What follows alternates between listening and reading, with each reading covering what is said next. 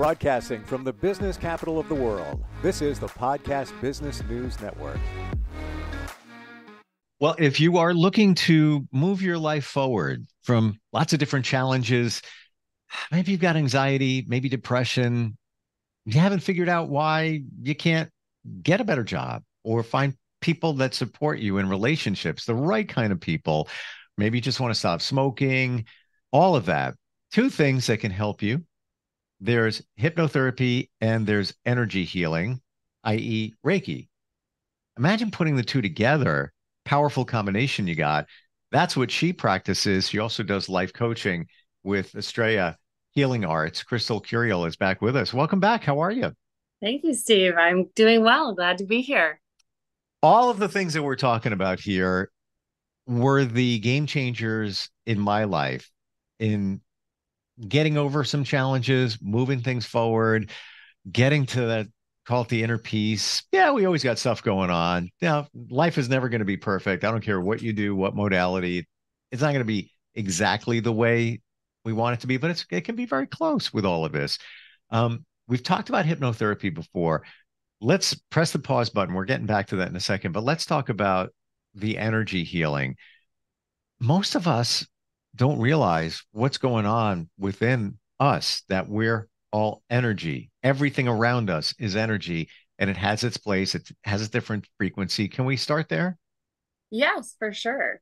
So I offer a few different energy healing modalities, mainly Reiki. And then it kind of depends on what my clients want, but I also do crystal healing and things like that. So the way energy healing works is really interesting because they've shown scientifically that everything has some sort of like vibration, right? Everything is vibrating at a certain frequency. So when we're doing energy work, it's my job to try to tap into that person's energy and bring healing to them. Reiki is really interesting. It's kind of like channeling. A lot of people don't really understand what it is. So I'll give you a little background to what Reiki is. It's a healing modality where you lay your hands on somebody where their chakras or certain energy points are at on their body. So like you start at the head and then you do shoulders, back of the head, the third eye, and you just move down the body. And while you're doing it, I always say like a little mantra prayer beforehand to guide the energy from the divine to me.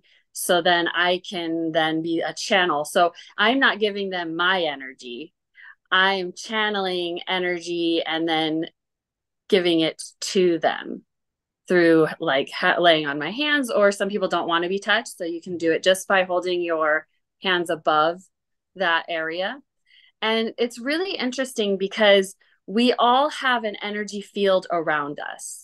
So by my energy field coming into contact with yours with the intention of healing and just having an intention there, I mean, they've shown like in quantum physics, like intention can move matter, right? Like it's really interesting. So just by having the intention of healing and putting two energy forces together, it can create a deep healing for that person, especially if they're open to it. What do you say to people that look at this, hear this, and say, how can that work? How can somebody named Crystal go like this to somebody and send healing energy to them? In person, that would be one thing people might be, really? But you can do it virtually. Just like you're Yeah. sitting there, you could do Reiki on me and be able to send that healing positive energy. What do you say to people that say it's impossible? How's that going to work?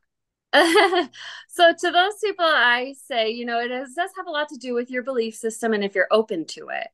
And it's quantum physics has proven so much interesting stuff over the last few years. And it's so interesting because you can split an electrode and send it in two different places and it can still communicate with each other. They can still like one will respond and the other will respond and they've separated them in totally different spaces in time, right? And so energy can be transferred through emotions and intentions and wavelengths And so it is like my higher self connecting with your higher self. And if we have that connection, then the energy can then be transferred from one person to the other. Does that make sense? Absolutely. Hey, you don't have to sell me. I've done it, but I'm just doing it for the benefit of others who think that, yeah, how is that even going to work? Um, Right. when you're doing a Reiki session on somebody, are you picking up what's up with them? Like they've got issues here, wherever it might be, and are you directing your energy to them in those spots? So I can often tap into, like, it's interesting when I am doing Reiki and um, I tune into my body because oftentimes, like, if I'm doing somebody's heart chakra, I'll feel like a pang in my own, and I'll be like, oh, because I'm channeling and trying to channel what the divine is having to say. So I channel in and touch into myself. And when I feel a pang, I ask them, is there something that's blocking your heart? Are you feeling pain in your heart? Have you had past issues with your heart? Because it's usually like a signal to me that I'm tapping into something on their energy level. But Hmm. you have to be a really good practitioner to be able to separate your own self from, you know, your intuition and tap into someone else's and what the divine wants for that person, what, higher self or whatever that person's belief system is. What was the first moment that you noticed that this stuff is real? Oh my gosh. Wow. Oh, when I got it done to myself. Yeah. Okay. I was very skeptical about Reiki at first. I'm like, you just go in and it's not even a real massage. They're not even like getting in the muscles, they're just touching you.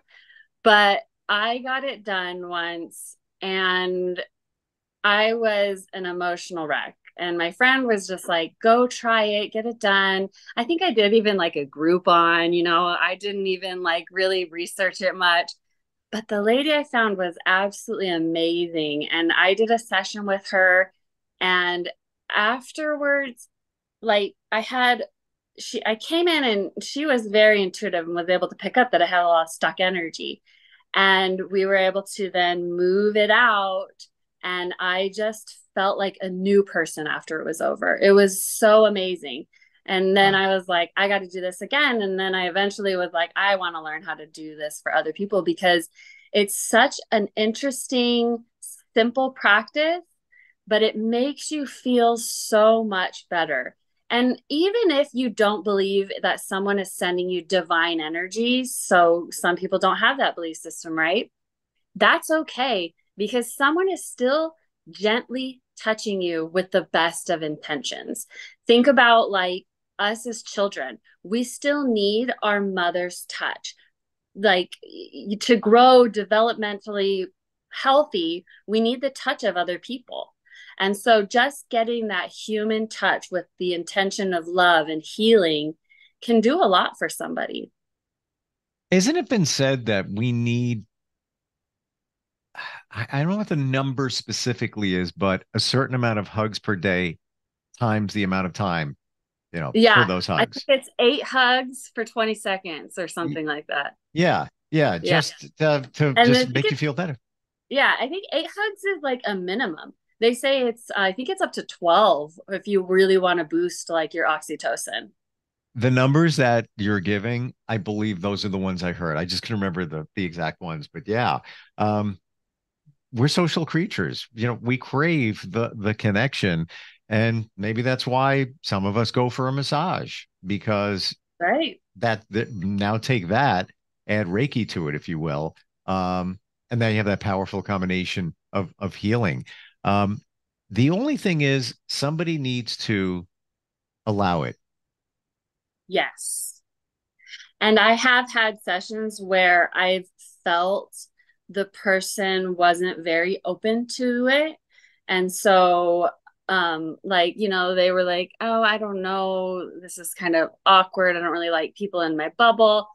And so you just kind of need a conversation beforehand of like, what are you open to?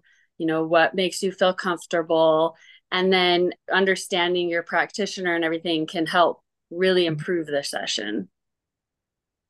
And this is how I prove it works. I'm not going to go into the full what happened during the session, but and there was major validation there, and I felt so much better. But the first time I ever had it done, like you talk about, you don't want somebody in your space, your bubble, whatever it might be. I didn't even talk to the practitioner. We had a conversation. She set the time, 8 o'clock p.m. Tuesday night, be in a comfortable spot, and I'll text you when I'm done. Yeah.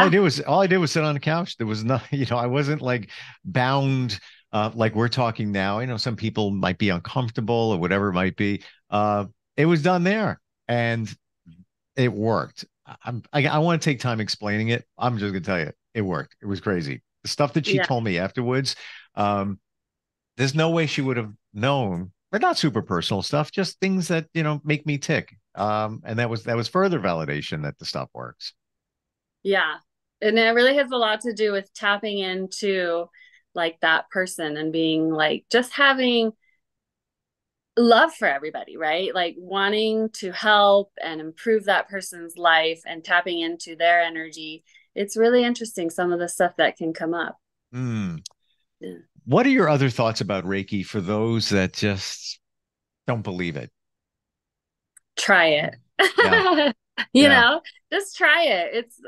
And what's the worst that can happen? It's a completely safe modality. There's nothing that bad that can come from it. I mean, somebody's just gently touching you, or if you're doing it remote, they are doing it. So when they taught us to do it remote, you kind of just do it through imagery. Like you imagine it, right? Like imagine me having my hands over your head and and if you've had Reiki in person, it's easier to do it remote because you kind of know what to expect, like what they're supposed to be doing. Sure. But yeah, remote's really interesting because you can just literally just like lay back on the couch and the person can begin and you just enjoy the feeling of relaxation through it. The I've had it done before during a Zoom where the practitioner either pretended that they were doing it, to me, like, that I was in front of them like this, even though we were on a Zoom. I was actually in my car. Um, or they used a stuffed animal. Yeah. I, I whatever works doesn't matter to me, to me, but it worked. I felt better. I want to connect the subconscious. So hypnotherapy, another great modality for making change and moving your life forward, gets into your subconscious. And that's where the magic and the change happens. Can we talk about any kind of connection between your subconscious and the Reiki energy healing? Yeah. So the subconscious doesn't know the difference between real and imagined.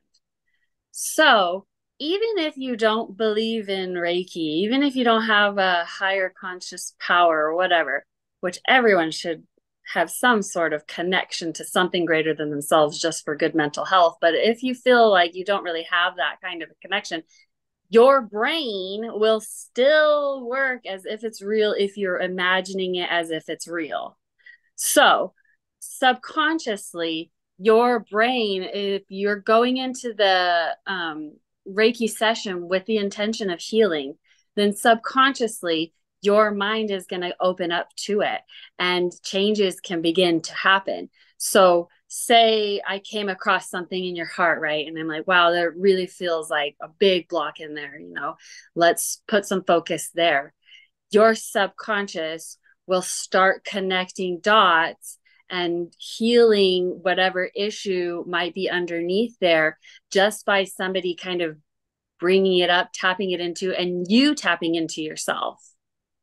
So it all kind of works together. When you touch somebody, it releases a hormone of oxytocin, or when you imagine being touched, it releases a hormone, which then the brain processes, right? And you feel good. Well, your subconscious is also like, this touch feels good, this works, and it will also work to help heal you because it doesn't know the difference between real and imagined. So if you're imagining healing processes, that's what it's going to want to do. So let's put the energy stuff over here for the side. Now we're going to unpress the pause button further on hypnotherapy. Is it possible? And again, we've identified it's all going on there in your subconscious, like 90% of what we do every single day, every second of the day, is coming from the subconscious. It's kind of Mhm. scary when you think I about that. know. And we're only 10% conscious. Is it possible to imagine things that you want? Manifestation comes into play here, I guess. But how are you going to react to a certain situation? How are you going to feel? Let's say you have a party coming up and an event or whatever, and there are going to be some people there that you're not too cool with. Can you imagine it the way you want it to go? And can that make an impression on your subconscious of how you react when you get there? Yes.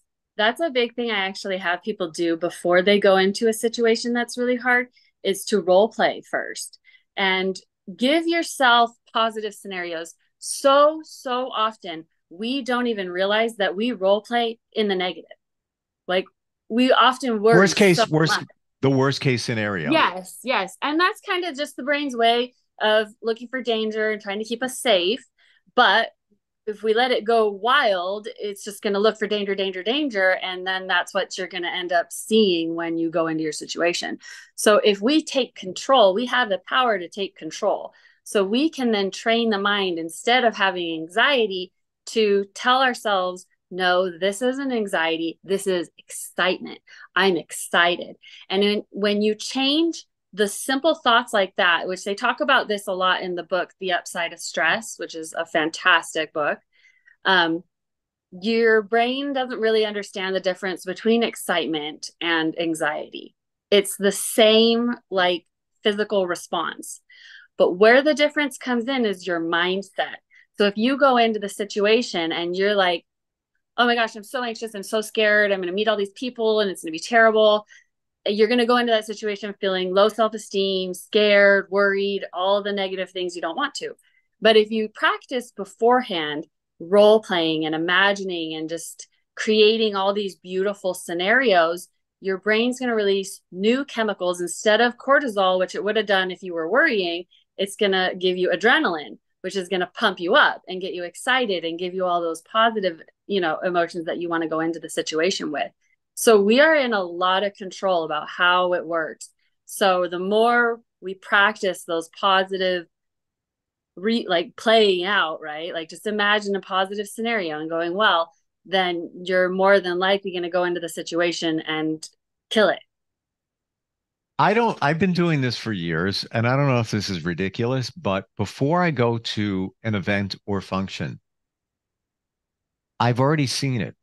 I play it in my mind, who's going to be there, how people are going to interact, what the dress is, what's the overall vibe.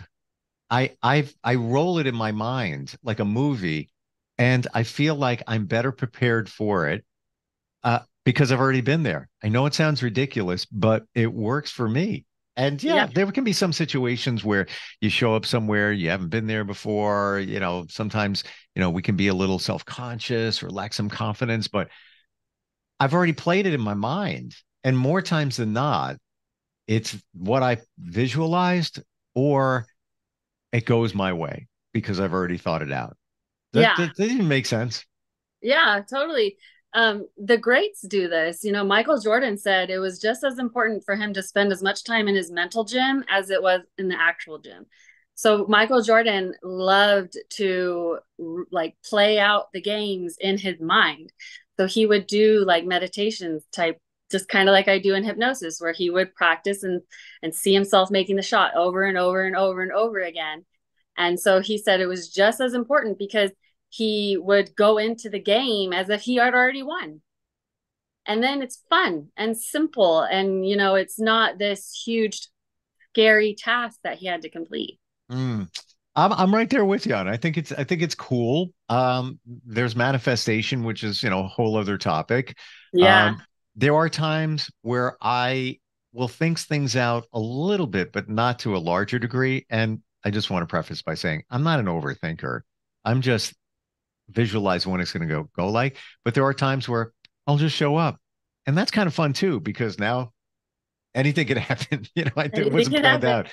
But I even test myself with the intuition thing when I'm going somewhere and I need to get a parking space and I know it's going to be pretty crowded and I will manifest a space nearby and I usually always get it. I'm going to say 8 out of 10 times the space is there.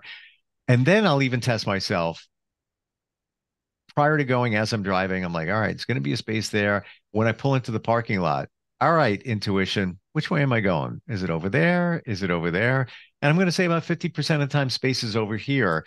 There's other times where I have to, drive around. Oh, there it is. Let me get it over there. But it can't hurt just thinking these things. This is how people came up with inventions, got patents, all of it. They manifested it.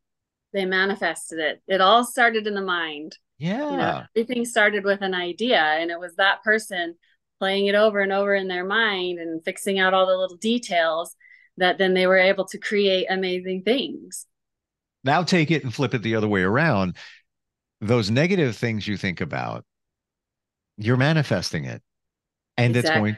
it's going to go that way. And I have lots of examples, even recently, things that I was thinking that, this is going to happen, or, this is bothering me. And I hope this happens. And it was a negative, but it happened. That's the offshoot. So we need to be careful about what we think about and the language that we use within our mind. Yes, for sure. Definitely. It's so important the way we speak to ourselves, the way we think about what's going on.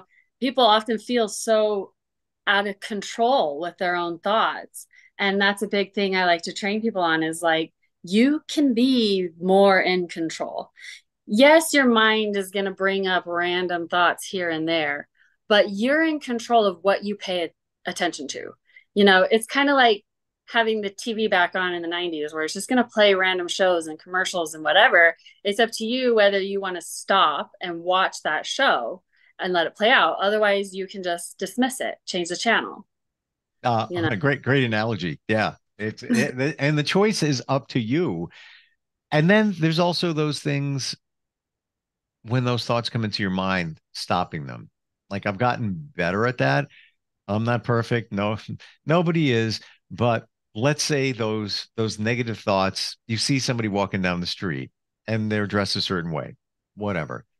And you're like, look at that. Like in your mind, you're saying that. Mm-hmm. Well, that's not kind, and that's not sending positive energy. And if you want good things for you, you got to be sending positive stuff out there. So we judge, we do that. And I've done it. So I've gotten better at when that quick thought comes into my mind, stop it, stop it, and send them positivity, love, and light. Same thing when you're driving and somebody cuts you off, at an intersection. Thankfully nothing happened, but what do? You Right. mad, flip the bird, beat the horn, like maybe they're having a bad day. Maybe they made a mistake. There's so many things involved. We don't have the answers. So if nothing happened, just let it go. Send Let it some go. positivity their way. Mm-hmm. It's so important because we can control how our mood is when we are, driving. And if we're focusing on all those negative things, it's really going to bring down our day. Like you said, it's going to manifest more negativity into our life because you're just letting all these negative things fester. And it's really up to you whether you want to decide to move past it and not let it bother you or, you know, get upset and ruin your Yeah. day and be angry for hours. And it's so funny. My kids are so sick of me talking about hypnotherapy and hypnosis and mindfulness and all this stuff. They're over it. But my oldest, I always try to tell him, you're in control. You don't have to let negative things happen. He's like, yeah, but what if my teacher, or what if this person, or what if that person? And then I'm like, then you can let it roll off your back. It's about strengthening who you are as a person so that when these things do happen, then you can deal with them properly. And if you notice that you are having an extreme reaction, right? Like something that feels out of control, that's when it's time to like get help or look Yeah. at yourself, figure out, why did I get so triggered over something so simple? There must be something more here. Did I eat today? Am I tired? Was I thinking about something negative before this person cut me off? It's not that guy who you don't know who you're never going to see again did anything personal to you. You're triggered because there's something going on inside of you. Yep. There's always a connection. There's a reason. And it could be, somebody cut you off. Well, maybe somebody when you were a kid disrespected you or something happened there. Because there are people that may get cut off and they're like, all right, whatever. They just let it roll off. We all react differently. You're here to help us figure all this stuff out. Crystal, how do we find you? You can find me at estrellahealingarts.com, or you can call me at 480-459-9152 or text, and I can book sessions straight from my website or from a call. This is everything. This is why you act and react certain ways. And if it's not in your subconscious, maybe it has something to do with stuck energy, the way you're feeling right now. Get it cleared out. It works. Crystal, thank you for today. Love the info, and looking forward next time we get together. Yeah, for sure. Thanks. All right, we're coming right back. Are you looking for even more of the podcasts and hosts that you love? The Podcast Business News Network is proud to announce that you now have even more ways to listen live. Check out the MyTuner Radio, online radio box, and Simple Radio apps on iOS and Android, or find us online. Search for Business News Network on mytuner-radio.com, or search Podcast Business News Network on streama.com and onlineradiobox.com/US. Take your podcast on the go and don't miss a minute of the action.